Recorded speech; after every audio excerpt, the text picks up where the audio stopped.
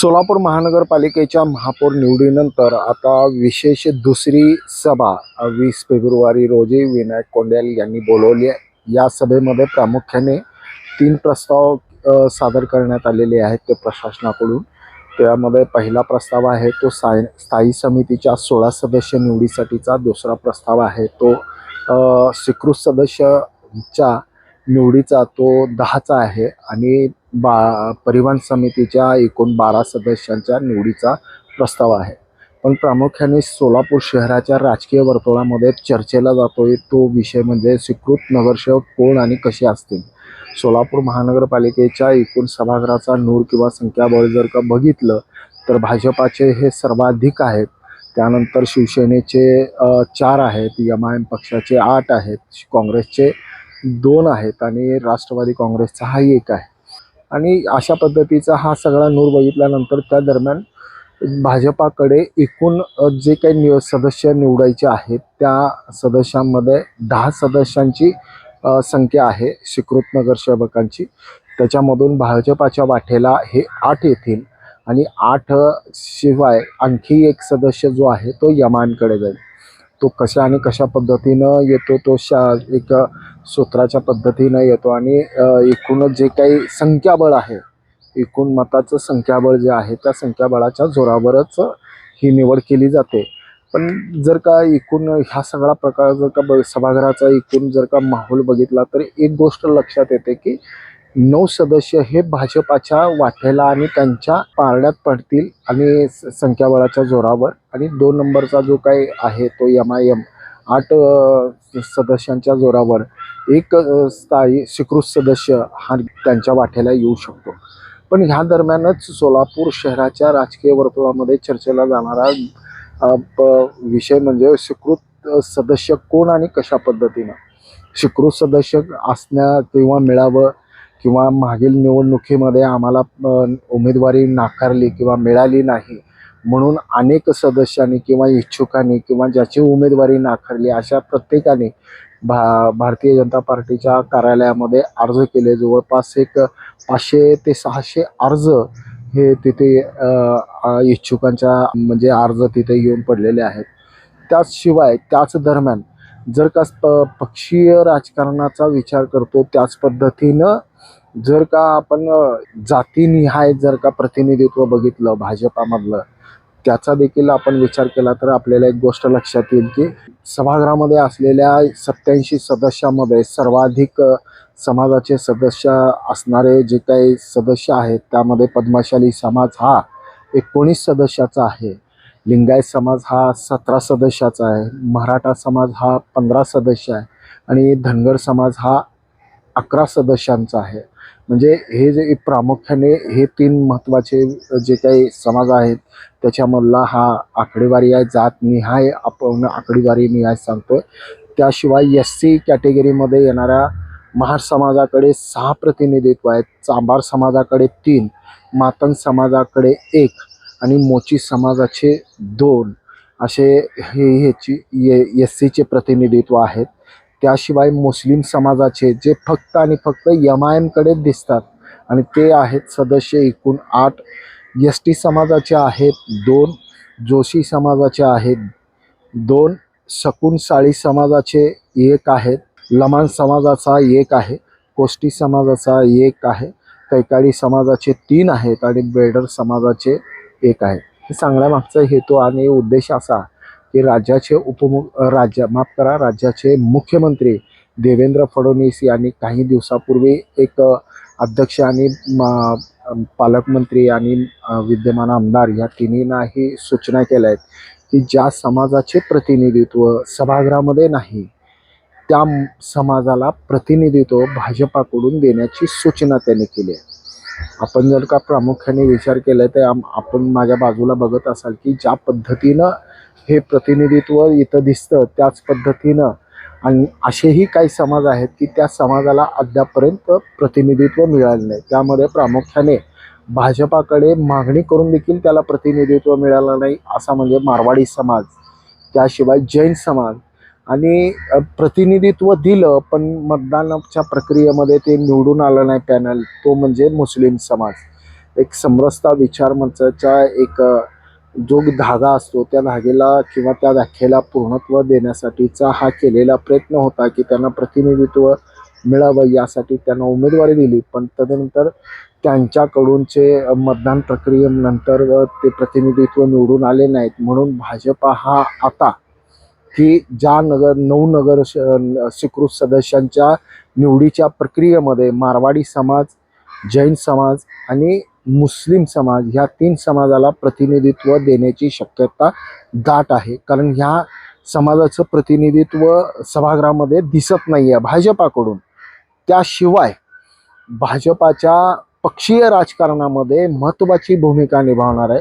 अर्थकारण असेल, समाजकारण असेल किंवा मोर्चे बांधणी असेल किंवा संघटनेचं काम असेल किंवा वरिष्ठ नेत्यांच्या आदेशाच्या कारवाईच्या अनुषंगाने पक्षामध्ये किंवा पक्षाच्या बाहेर राहून मोठी एक मदत करणारी एक फळी आहे. आणि त्या फळीमधले जे काही कार्यकर्ते आहेत असे कार्यकर्ते की ते पक्षाला नेहमीच योगदान देत राहिलेत.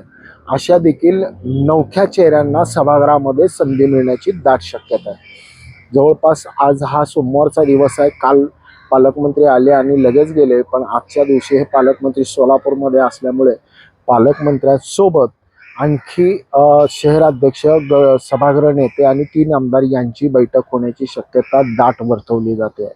आणि ह्या बैठकीमध्ये प्रत्येकी आमदारांना म्हणजे 3 आमदार आहेत. शहर उत्तरचे आमदार विजयकुमार देशमुख, मध्यचे आमदार देवेंद्र कोठे आणि दक्षिणचे आमदार सुभाष देशमुख यांच्याकडे प्रत्येकी स्वीकृत सदस्यांचे 2 नावे आणि एक सदस्य जो आहे तो परिवहनचा किंवा एक सदस्य आहे तो स्थायी समितीचा, अशा पद्धतीने नावाची विभागणी करून किंवा कमिटीची विभागणी करून त्यांनी नावे सूचित करण्याची विनंती शहराध्यक्षाकडून करण्यात आली. त्या पद्धतीनं त्यांची नावाची यादी संबंधित आमदारांनी शहराध्यक्ष आणि पालकमंत्री यांच्याकडे दिलेली आहे.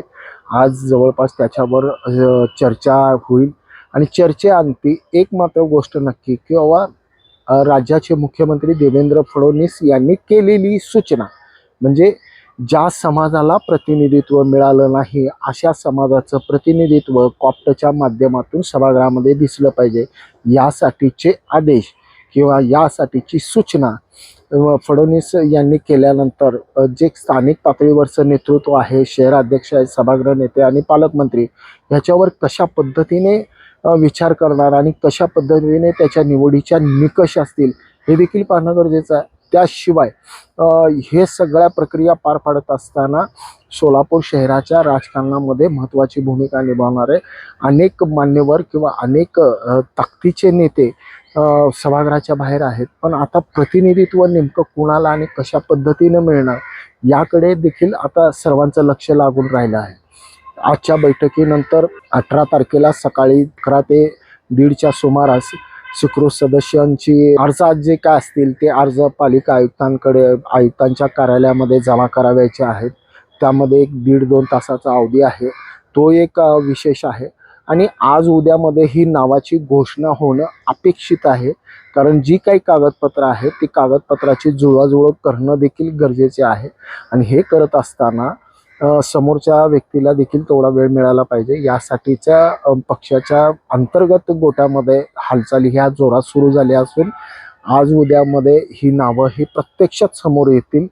जवळपास पक्षाच्या एकूणच राजकीय बांधणीसाठी किंवा संघटनात्मक बांधणीसाठी किंवा वरिष्ठ नेत्यांच्या बांधणीसाठी ह्या स्वीकृत सदस्यामधलाच एक कोणीतरी असावा असं नक्कीच बोललं जातं. पण एक गोष्ट नक्की की एखाद्या लोकप्रतिनिधीने यापूर्वी सुचवलेले किंवा त्यांनी सुचवलेली नावं ही आपल्याच गोट्यातली असतील हे तितकंच खरं आहे. पण पक्षीय राजकारणामध्ये महत्त्वाची भूमिका निभावणार आहे. मग जे अगदी मायक्रोमधल्या मायक्रो जाती म्हणजे अगदी तेली समाजापर्यंतचा विचार करावा लागणार आहे. म्हणजे थोडक्यात असं की बहुसंख्य असलेल्या प्रभागामध्ये मायक्रो असलेल्या समाजाचं प्रतिनिधित्व पक्षाशी जोडलेलं आहे, पक्षाच्या नेतृत्वाशी जोडलेलं आहे, विचारधारेशी जोडलेलं आहे.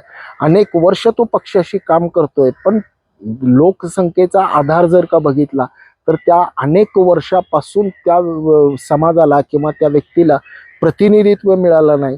अशा व्यक्तींना प्रतिनिधित्व मिळायची नामी संधी राज्याचे मुख्यमंत्री देवेंद्र फडणवीस यांनी निर्माण करून दिले.